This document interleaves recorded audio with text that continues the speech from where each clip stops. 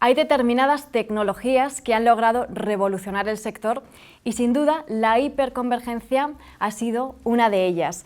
Durante los últimos años hemos sido testigos de esa expansión de estas soluciones que han pasado de ser una tendencia, una alternativa a los sistemas tradicionales a convertirse en una elección para transformar digitalmente las compañías. Los motivos son muchos. Por un lado, el software que gobierna estas soluciones se encuentra en un momento muy maduro y, por supuesto, es una tecnología capaz de adaptarse a diferentes entornos.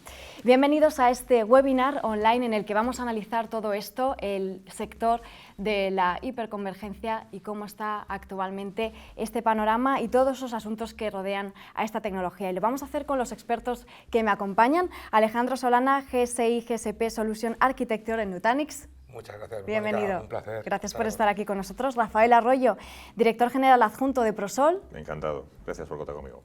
Nosotros encantados. Y Julia Santos, y Iberia Country Manager de Rubrik. Bienvenida. Muchas gracias. Gracias por estar con nosotros de Gracias. nuevo. Bien, pues vamos a comenzar y empezamos, si os parece, analizando esta tecnología porque 2020, como parece, va a ser el año, ¿no?, de la hiperconvergencia. Me gustaría comenzar conociendo vuestra opinión y esa visión sobre el estado actual de la hiperconvergencia y también por qué cada vez más organizaciones apuestan por este tipo de arquitectura. Alejandro. Pues realmente es más una respuesta a la supervivencia. Realmente las organizaciones hoy en día en este contexto digital necesitan sacar nuevos servicios rápidamente, el tipo de arquitectura de aplicaciones ha evolucionado y son mucho más distribuidas en entornos, el cloud responde a esas necesidades. Y también el dato ha experimentado un crecimiento exponencial, con lo cual el contar con una infraestructura tradicional en el cual el proceso de instalación, configuración y mantenimiento lleva tanto tiempo, hace inviable este tipo de proyectos, con lo cual la hiperconvergencia simplifica enormemente, hace la vida más fácil y puedes decidir de qué manera utilizar la infraestructura en función de los servicios que tengas que provisionar. Rafael, ¿cuál es este panorama actual en tu opinión? Bueno, yo creo que el panorama viene tanto desde el punto de vista de la demanda, como bien decía Alejandro, al final hay digamos, una necesidad de simplificarlo absolutamente todo. O sea, el portfolio o la cantidad de tecnologías alternativas que tienen ahora mismo las organizaciones es terrible y la única manera es de afrontarles es, oye, vamos a simplificar todo lo posible las partes, podríamos decir, más áridas dentro del centro de proceso de datos.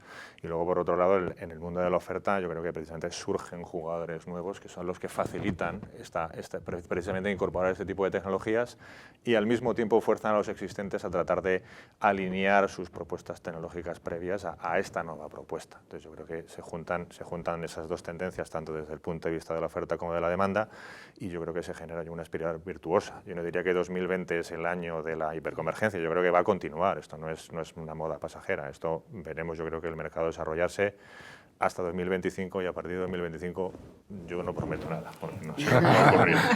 La bola de cristal, ¿no? La bola de cristal. Bueno, yo creo que Alejandro ha apuntado una cosa tremendamente importante y es la irrupción, dijéramos, de nuevos tipos de negocios que hacen que la empresa tradicional o los negocios tradicionales tengan que competir brutalmente. ¿Eso qué significa? Que tienen una necesidad de adaptarse muy rápidamente y muchísimas veces las tecnologías de la información están actuando como stoppers. Por tanto, es necesario el incrementar la eficiencia operacional, la puesta de los productos y de las soluciones en el mercado mucho más rápido, ser más ágiles y estas nuevas compañías también son más rentables. Luego, eficientarse económicamente y operacionalmente y puesta en el mercado rápido de las cosas es fundamental para las compañías actuales. Entonces, yo creo que es la razón por la cual casi todos los que estamos aquí, que estamos involucrados de alguna manera, ¿no?, en el crecimiento de este tipo de tecnologías, haga que estemos creciendo muy rápidamente también como fabricantes y como integradores de este tipo de soluciones. Habéis apuntado algunas de las ventajas y de factores por los que este crecimiento y esta expansión se está produciendo y no hay duda de que estamos ante un panorama de las tecnologías de la información muy cambiante en términos generales, ¿no? Porque es fundamental definir esa hoja de ruta antes de proceder a una modernización de la infraestructura de TI, ¿no? ¿Detectáis que hay riesgos? Si los hay, ¿cuáles son esos riesgos a evitar en estas etapas? ¿Cómo identificarlos también? Sí, realmente esto va por olas tecnológicas. Al final el cloud público se convirtió en una ola y todo el mundo ha tendido a ir al cloud público sin hacer un balance del tipo de cargas que tenían en el data center. Hay ciertas cargas que obviamente por las necesidades de responder ágilmente, por la volatilidad, encajan más en un modelo de cloud pública, y otras cargas más tradicionales a lo mejor no eran las más susceptibles a ser ejecutadas en ese tipo de modelos. La idea un poco de la hiperconvergencia es hacer convivir lo tradicional y lo futuro en un modelo que sea sencillo, como comentaban. Al final se trata de que todo lo que es horas de instalación, configuración, que viene del mundo más tradicional, simplificarlo a la mínima expresión y consumir los servicios ubicándolos allí donde necesito de forma muy sencilla. Y ahí la hiperconvergencia es un poco el objetivo que tiene, es hacer la infraestructura invisible, ya sea on-prem o cloud público, y dar a las organizaciones la capacidad de elección, donde ejecuto qué en función al rendimiento, coste y a la seguridad que la organización demanda. ¿Algún riesgo más que detectéis, Julia? A ver, lo que ocurre es que muchas veces las organizaciones deciden implantar este tipo de tecnología precisamente para eficientarse, para rentabilizarse, etcétera, etcétera, y se olvidan de que esto lleva un ecosistema posterior. Hay que elegir un buen integrador, por ejemplo, pero adicionalmente hay que hacer más transformación en el data center, porque al final la hiperconvergencia está, dijéramos, en la parte productiva, en el cómputo, el almacenamiento, pero hay que transformar probablemente o tener en cuenta las comunicaciones, la red, y también, por ejemplo, la protección. No tiene ningún sentido, y ya introduzco mi libro, ¿no? mi fabricante, no tiene mucho sentido que tú te eficientes, dijéramos, en la parte productiva, y después las copias de seguridad, la protección continua del dato, la gobernanza, el control, esté en tecnología tradicional, porque eso puede ocurrir que los beneficios que la compañía está intentando obtener de la adopción de hiperconvergencia no sean al final todos si el ecosistema no acompaña. Es decir, otras soluciones, pues la protección, el networking, etcétera, y la elección también del integrador. Es importante. O sea, que al final todo tiene que estar, digamos, en esas soluciones hiperconvergentes que al final, si mezclamos, puede haber problemas. No ser suficiente, dijéramos. ¿Qué opinas? Al final yo creo que ese concepto de transformación digital que tenemos todos en mente cuando planteamos la modernización del centro de proceso de datos, al final yo creo que tenemos que hacerlo como cualquier iniciativa de negocio. Es decir, tenemos que fundamentalmente planificarlo y saber dónde queremos ir, cuáles son los quick wins, las victorias rápidas que queremos obtener, y luego cómo somos capaces de que esta carrera hacia el éxito se convierta en algo sostenible. Entonces, como bien decían ellos, al final la gracia es, oye, ¿cómo voy a alinear todas las capas del stack tecnológico para llegar a un punto en el que esta variabilidad tecnológica la pongo al servicio del negocio? Entonces, idealmente, lo bueno es cuando construyes una infraestructura lo suficientemente sólida, lo suficientemente flexible, lo suficientemente adaptable a cualquier cosa que te pueda venir, es precisamente yo creo que el gran impulso que damos desde las áreas de IT a que esa transformación se produzca. Entonces, yo creo que el riesgo, por un lado, pasa por no hacer nada, y yo creo que lo comentábamos antes de empezar, o sea, hay un mayorista de viajes que se acaba de parar o acaba de declarar la bancarrota porque su modelo de negocio se había quedado estancado. O sea, ellos han dejado cientos de miles de personas en su lugar de vacacional porque han declarado la bancarrota. Entonces, ¿qué ha ocurrido con esta gente? Pues no ha sabido adaptarse a las nuevas necesidades del mercado. Ya han venido otros y le han comido la tostada. ¿Esto qué significa? Bueno, pues que el propio negocio tiene que decidir qué es lo que quiere hacer, y las áreas de tecnología tienen que proporcionarle las herramientas y los servicios IT, y en muchas ocasiones, para que eso ocurra, tienes que esa base, como comentaba Alejandro, esa base tiene que ser sencilla, tienes que ser capaz de aglutinar todas tus tecnologías y ser capaces de darles servicio desde una plataforma común. Entonces, al final no nos podemos quedar con una única pata del centro de proceso de datos, tienes que mirar todas las interrelaciones que hay, porque el problema que tenemos con un data center gobernado como si fuese una aplicación, como si fuese software, pues requiere de integraciones. Entonces, ¿cómo va a hablar el mundo del cómputo y el almacenamiento con la protección del dato, con las redes, la seguridad, la WAN, pues, los usuarios, en definitiva? Pues esa es la gracia, creo yo. Entonces, el riesgo pasa, primero, yo creo que por no hacer nada, y luego, cuando has decidido hacer algo, oye, planteas a lo mejor una evolución o demasiado drástica o a salto de mata. Y en ese momento es cuando te metes en el lío. Yo creo que si lo planificas, buscando una victoria rápida, una serie de victorias rápidas, pues pasa al éxito. Incluso planteando el cloud público como referencia. Al final, ¿qué ha proporcionado el cloud público? Pues la experiencia de consumir. Necesito estas determinadas piezas, el backup, los servicios, la protección, contenedores, máquinas virtuales. Al final tienes un portal que es un puzzle y eliges las piezas y te montas lo que necesitas para un determinado servicio. La idea de la hiperconvergencia es, teniendo que ha nacido además en el contexto de cloud pública y tiene como referencia esa experiencia de consumo, trasladarla a las organizaciones, de manera que ya no estamos delimitados a las paredes de un data center, sino que utilizamos las piezas que mejor encajen en el puzzle que estamos montando, seleccionamos con un clic de ratón el rol que van a ejecutar, integramos vía API estándar para reducir lock-in y bloqueos, y permitimos realmente a las organizaciones que utilicen aquello que necesitan de la manera más ágil posible. De hecho, la hiperconvergencia nació principalmente como una arquitectura para entornos de nube privada, pero las necesidades de las organizaciones obligan también a adaptar ese modelo de nube híbrida, multicloud. En este sentido, ¿cuáles son vuestros acercamientos? Julia. Bueno, en nuestro caso, lo que hacemos es proveer una arquitectura extremo a extremo. Me explico. Cuando en producción o en la parte productiva el cliente adopta una solución hiperconvergente, nosotros proporcionamos, cuando arquitecturamos on-premise o en el sitio, en el data center, una arquitectura convergente también para la protección de las copias. Lo que ocurre es que además esa misma solución, que es tan sencilla de escalar y de utilizar, se extiende también a los entornos multicloud. Entonces nosotros aportamos la misma solución de protección de datos tanto para el data center como para las nubes públicas. Y no solamente hacemos eso, sino que bueno, pues tenemos un offering relacionado con la desagregación que se produce de los datos cuando tú trabajas en entornos multicloud o simplemente en entornos híbridos, donde están las nubes privadas y las nubes públicas. Entonces, en este caso, al haber desagregación de datos, se produce también una complicación en la gestión de este tipo de entornos multicloud. No solo en la gestión, sino incluso en el rastreo, por ejemplo, del compliance o de la gobernanza de los datos. Entonces, nosotros también tenemos como Rubrik pues, un offering, dijéramos, para realizar explotación fuera de producción sobre esos datos que se encuentran desagregados como consecuencia de la adopción de modelos híbridos o modelos multicloud. Rafael, Alejandro.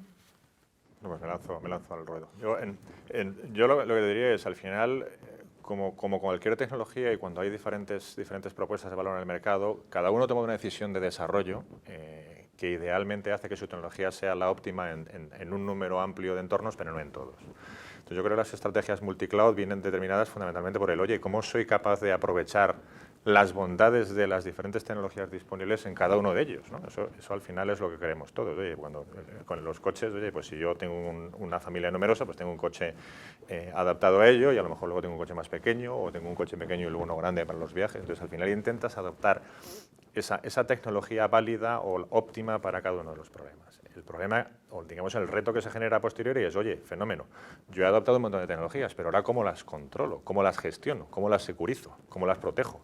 Que ese es desde el punto de vista de la integración el gran reto que yo creo que hay. Y es, oye, ¿cómo somos capaces de dotarnos de herramientas comunes a todos y cada uno de los entornos para que esto no se convierta en una pesadilla de gestión? Entonces, aquí la gracia de tener compañeros de viaje como los presentes es, oye, yo tengo una tecnología que me da igual el entorno de nube al que te muevas, que me da igual la tecnología que tengas por encima, que me da igual que lo quieras abajo, arriba, on-premise, en el público, en la híbrida. Si la gracia es, oye, ¿cómo somos capaces de simplificarlo? Aprovechando lo mejor de cada casa, pero simplificarlo. Porque, insisto, hemos trabajado desde hace 20 años en el mercado del data center y lo que hemos visto son grandes despliegues o grandes inversiones que llegaban a un momento en el que no daban más de sí en términos de beneficios para la empresa porque la complejidad en su gestión era monumental. Entonces, insisto, una vez la estrategia multicloud yo creo que la va a adoptar todo el mundo y la gracia en este caso es, oye,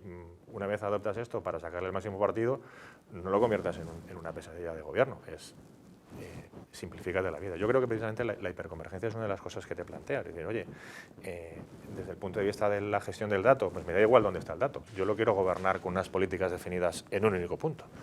Desde el punto de vista de la gestión de recursos, pues yo los quiero gobernar desde un único punto. Permitiendo que cada uno de los componentes hablen entre sí, pero facilítame la vida. Y yo creo que es por ahí donde el reto de los integradores pasa por decirle al cliente, señor cliente, tiene usted una serie de funcionalidades en cada uno de los entornos, nosotros de una manera honesta somos capaces de decirle, oye, aprovéchalos aquí y aquí y aquí. A lo mejor para un entorno raro o para un entorno marginal o para algún entorno nuevo, pues es difícil que esto funcione, pero la gracia es que seamos, digamos, todo lo transparentes posibles para decirle el punto dulce de esta tecnología es este, hazlo. Sí, realmente estoy un poco de acuerdo con lo que ha comentado. Nosotros desde Nutanix lo que intentamos, viendo la heterogeneidad de oferta y de posibilidades, es estandarizarla y simplificarla. Si somos capaces de estandarizar por debajo de la infraestructura, ya sean servidores de cualquier hardware con cualquier hipervisor o cloud público de cualquier fabricante, o por encima cualquier tipo de carga, desde aplicaciones más legacy, bases de datos, servidores de aplicaciones, contenedores, entornos de Big Data, inteligencia artificial, lo que planteamos es estandarizar. Igual que la hiperconvergencia, al final, digamos, plantea el data center como un Lego de piezas, con capacidad, doble pieza, doble capacidad, y luego le voy dando el color de la funcionalidad que quiero. Vía API estándar, pues me integro con... Nutanix no es experto en todo, con lo cual necesitamos contar con alianzas y con integradores, facilitando una API estándar para evitar que el cliente se quede en lock-in y en bloqueo sobre nuestra tecnología. Y por encima, que es muy importante lo que comentábamos, el gobierno. Si hay heterogeneidad en cloud pública y en data center, al final necesitamos un único modelo de gobierno que me permita establecer las distintas políticas. Desde Nutanix lo que hacemos es, uno, plantear una capacidad de gobierno digamos, que me permita aprender de mi propio entorno, porque cada entorno es diferente uno de otro. Con tecnología de inteligencia artificial, ver cómo están funcionando mis cargas y proporcionar recomendaciones de dónde ejecutar qué. El segundo caso es el ciclo de vida de las aplicaciones que estoy ejecutando sobre la infraestructura. No ya solo el ciclo de vida de la infraestructura, sino las propias aplicaciones. Si es un contenedor, si es una máquina virtual, si es una base de datos, que la interacción con la organización sea simple y estándar, con lo cual simplifico enormemente la vida y me centro en el valor que estoy proporcionando a la organización. Y por último, visibilidad. El tema de trabajar en silos, como veníamos haciendo hasta la fecha, al final era una complejidad enorme. Distintas capas, almacenamiento, red, cómputo, sistema operativo, hipervisor, cloud pública. Al final, si no somos capaces de tener la visibilidad y reducir esa complejidad, al final los proyectos acaban siendo de meses, cuando realmente estamos en un mundo volátil y el tiempo de respuesta cada vez es más ágil. Sí, necesitamos que todo sea lo más rápido posible. Y en este sentido, ¿qué peso tiene el software en estas tecnologías de la información actuales y concretamente en estos entornos de centros de datos, Alejandro? Pues yo creo que cada vez más. De hecho, si vemos un poco la historia de Nutanix, empezamos siendo una compañía de appliance, todos nos conocen por el appliance, pero llegado al punto, realmente la flexibilidad, la capacidad de elección y el poder hacer lo que las organizaciones demandan no puede acabar consolidado en un determinado hardware, en un determinado hipervisor o en una determinada herramienta o silo. Al final, la idea fundamental es proporcionar capacidad de elección, flexibilidad, y eso se hace vía software. Al final, de hecho, proporciona el beneficio de estandarizar. Si tú tienes un data center estandarizado que se habla en la cloud pública, toda la automatización, todo el gobierno es mucho más sencillo.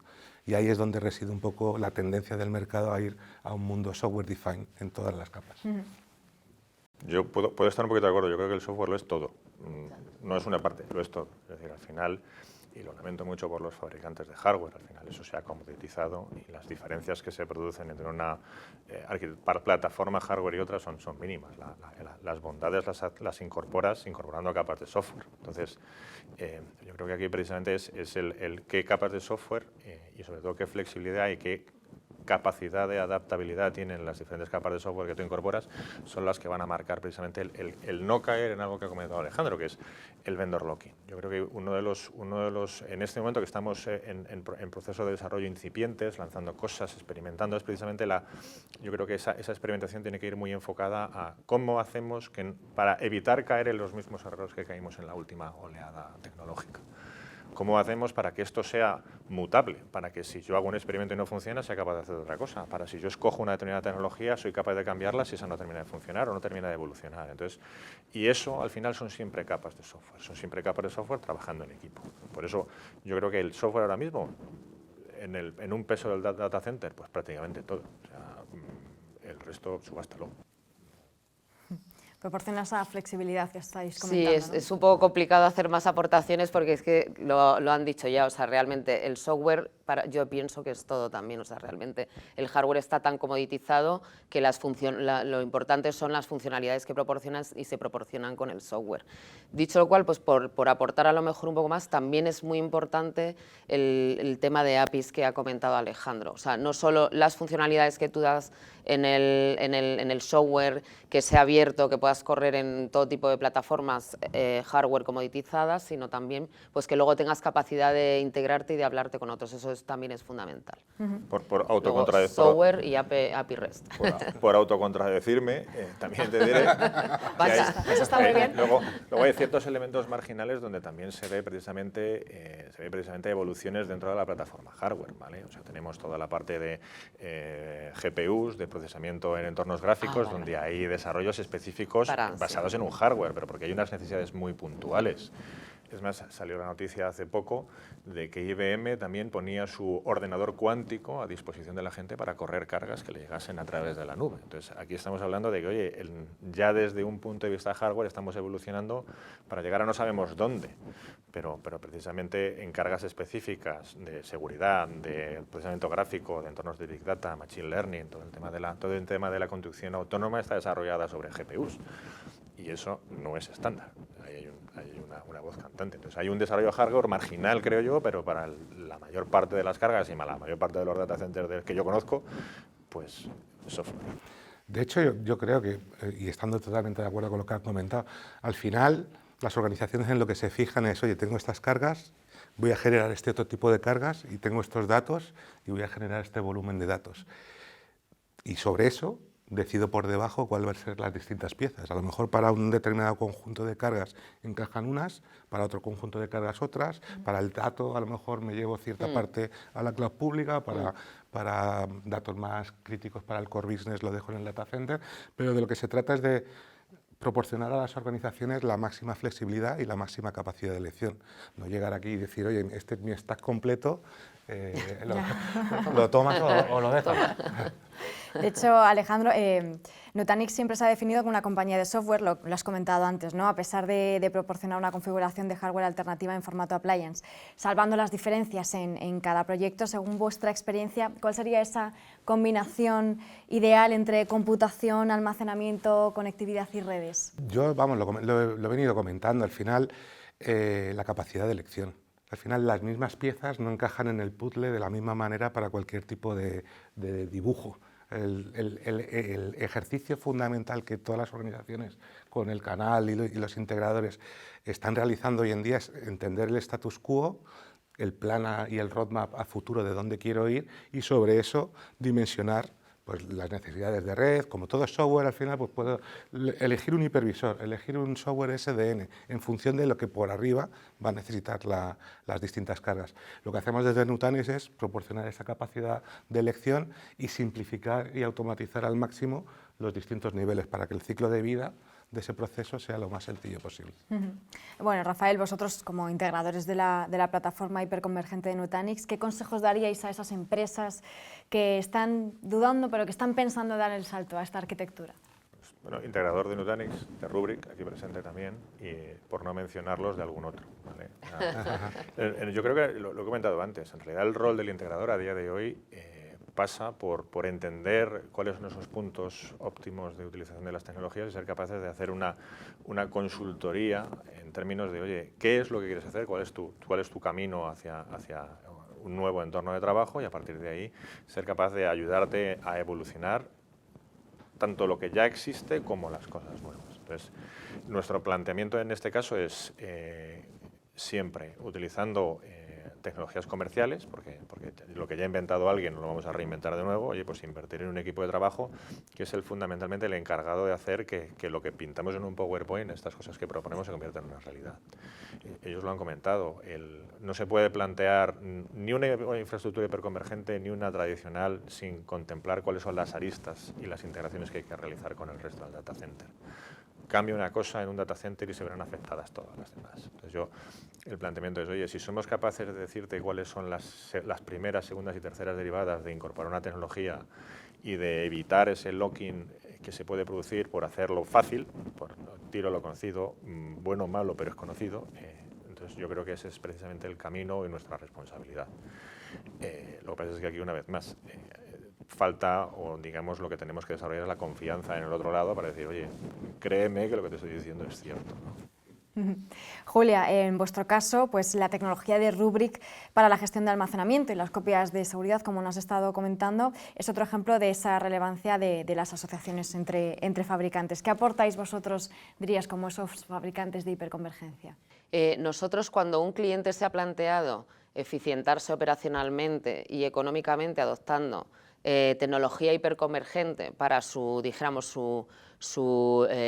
parte productiva, lo que no tendría sentido es que tuviera compañeros de viajes para la protección de los datos, para dar protección continua, para disaster recovery o para gobernanza de los datos en entornos multicloud, que tuviera soluciones que están basadas arquitecturalmente o diseñadas hace 30 años, que es lo que ocurre con el 90% de las soluciones que hay ahora, que tienen un diseño de hace 30 años. Entonces no tiene sentido tener hiperconvergencia, bueno, no tiene sentido tener hiperconvergencia en la parte productiva y después tener un sinfín de piezas desde el punto de vista arquitectural y de software para realizar otras tareas como sería la protección de los datos, la protección continua de los datos, la gobernanza del dato o la adopción, por ejemplo, de un DR contra nube o migración de cargas a la nube, etcétera, etcétera. No parece que sea lógico, porque muchas de las, imagínate, alguien adopta hiperconvergencia para disminuir el coste que tiene el legacy operacionalmente, por ejemplo, y de repente tienes que dedicar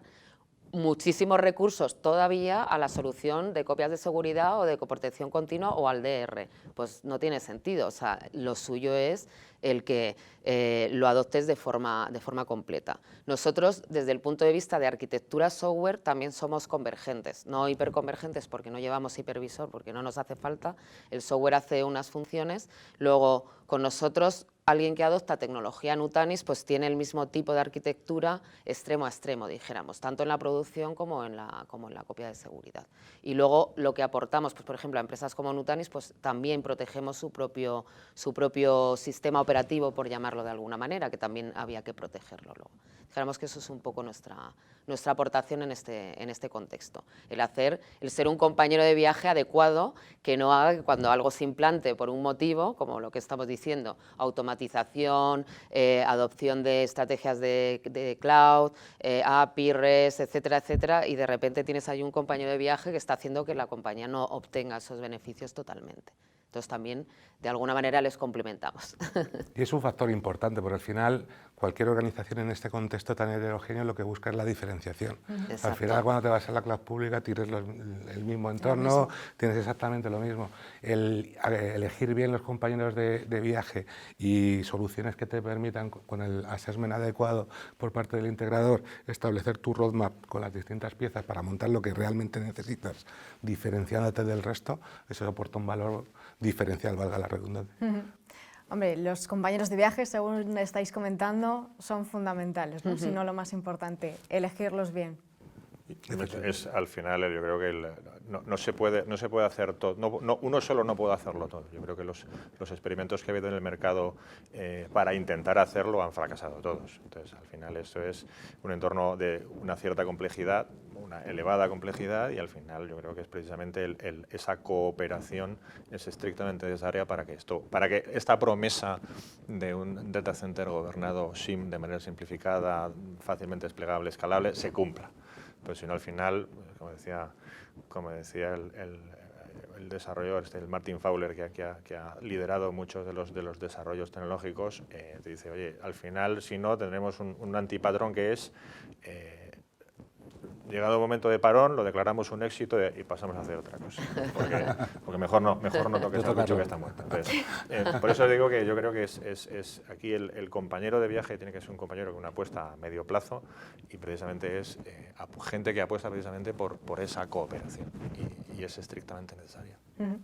Me gustaría finalizar haciendo un breve análisis.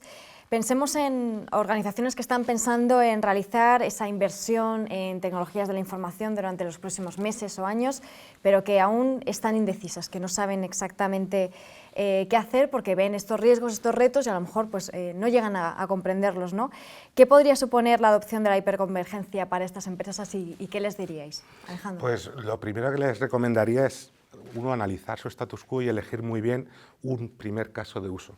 Al final, introducir una nueva tecnología en cualquier data center pues acaba siendo un desafío, porque estás acostumbrado a trabajar con determinados procesos, con determinadas tecnologías, incluso las personas necesitan formación, con lo cual es vital garantizar que el primer caso de uso obviamente me aporte un valor, con lo cual decidirlo bien en base a ese assessment y coger confianza y rodaje sacándole el máximo partido a ese primer caso.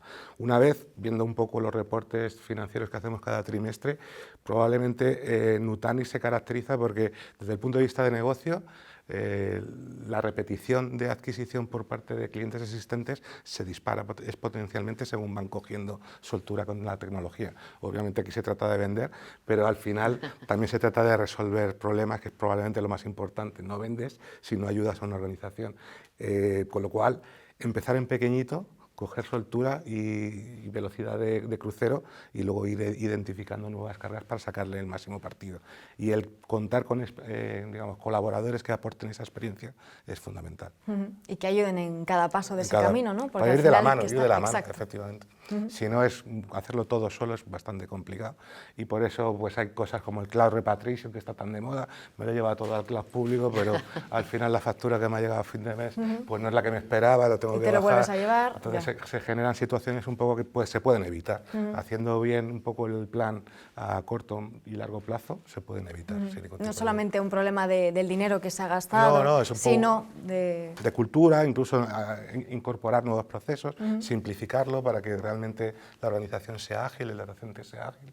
Al final es un beneficio mutuo, pero el paso inicial es romper el miedo, coger soltura con la tecnología e ir abordándola poco a poco.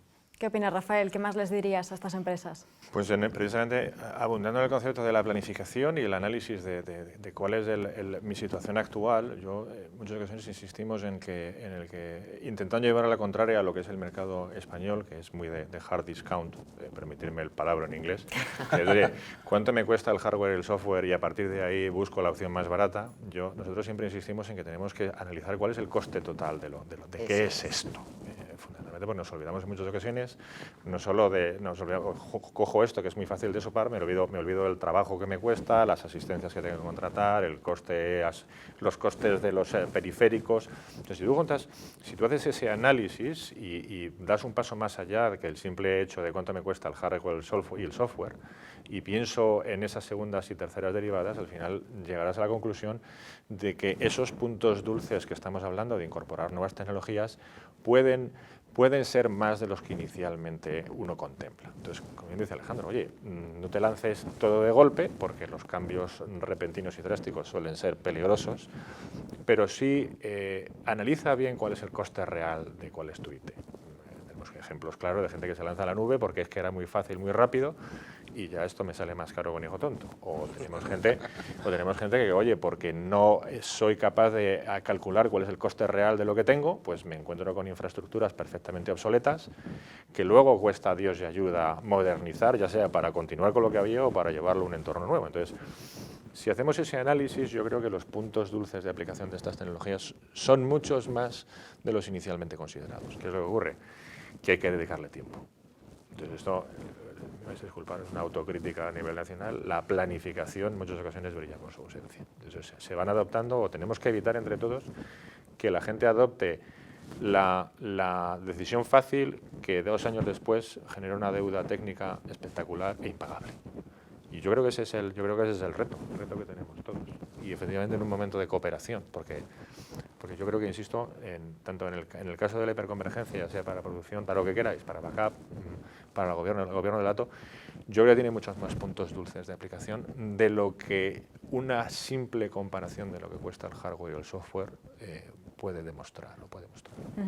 Hombre, yo creo que sobre todo el tema de la simplicidad, dependiendo del nivel, dijéramos, de interlocución al que hablemos dentro de los clientes, pero vamos, o sea, realmente los clientes tienen muchos problemas de operacionalidad, o sea, eso es una cosa indiscutible. Y luego, por otro lado, el tema de los costes también, y nosotros también solemos demostrarlo. Es cierto que lo que hay que tener en cuenta es el coste total, o sea, porque a veces les cuesta el comparar, dijéramos, lo que volvamos decimos, no, peras con peras. Entonces hay que tener en cuenta el coste total de propiedad, pero si se tiene en cuenta eso y la simplificación, o sea, siempre se va a obtener un beneficio. Entonces, si realmente hay estas organizaciones que a lo mejor son más o que pueden tener un nivel de incertidumbre como para lanzarse a este tipo de introducción de tecnología nueva, pues una buena opción es buscar un caso de uso concreto que le permita experimentar, porque es cierto, luego viene la capacitación de los recursos y los compañeros de viaje, o sea, hay algunas cosas a tener en cuenta. Entonces, lo mejor es elegir un caso de uso o incluso capacitación o incluso una pequeña transformación también de los procesos o hasta organizativamente. Pues entonces dejas de trabajar en silos y en muchas organizaciones las personas están o los roles también están en silos, ¿no? Entonces hay que experimentar un poco y el empezar por casos de uso. Si realmente se tiene reticencia es lo mejor. Pero desde luego, o sea, la simplicidad y el coste de propiedad, la reducción del coste de propiedad es algo que no tenemos ninguno de los que estamos aquí ninguna duda de que son beneficios que se obtienen y además de forma bastante rápida. Yo ahí me gustaría decir que el concepto, la palabra simplicidad es una palabra muy sexy, pero en muchas ocasiones poco valorada, ¿no? La mayor parte de las organizaciones con las que colaboramos nosotros son gente que tiene un departamento de IT infradimensionado. Es decir, por eso. Es decir, si yo tengo muchas cosas que hacer y ya tengo poca gente y me vienen muchas más cosas, muchas más tecnologías, muchas más opciones, pues oye, o simplifico lo que estoy haciendo o me vuelvo loco. Entonces yo creo que es precisamente el encaje que tiene la tecnología de la hiperconvergencia en el mercado español es fantástico, precisamente por el infradimensionado de todos los equipos de trabajo que yo conozco. No hay nadie satisfecho con el número de personas que tiene trabajando para llevar el día a día. Y esta es precisamente un factor clave para, oye, ten éxito en lo que estás haciendo. Ten éxito a la hora de, oye, te liberas de ciertas cargas de trabajo y te dedicas a verdaderamente asistir a la organización a incorporar todas tecnologías nuevas. Insisto, la palabra simplificación Totalmente. a todo el mundo le suena bien. Ahora, cuando le dices, sí, simplifícate, pero pon dinero para simplificarte, entonces ya es cuando la gente... Pero por eso luego los números salen siempre. Yo no tengo ninguna duda. Pues muchísimas gracias a los tres. Hemos visto que la simplificación no es tan simple, hay que planificarla y sobre todo en el caso de la hiperconvergencia elegir muy bien a los compañeros de viaje. Muchísimas gracias Julia, Rafael y Alejandro por este rato hablando sobre hiperconvergencia. Yo creo que habéis dado las claves para que los que nos han estado escuchando entiendan mucho mejor y puedan planificar precisamente ese viaje. Así que gracias a los tres. Muchas gracias. Y hasta la próxima. Gracias a todos por seguirnos.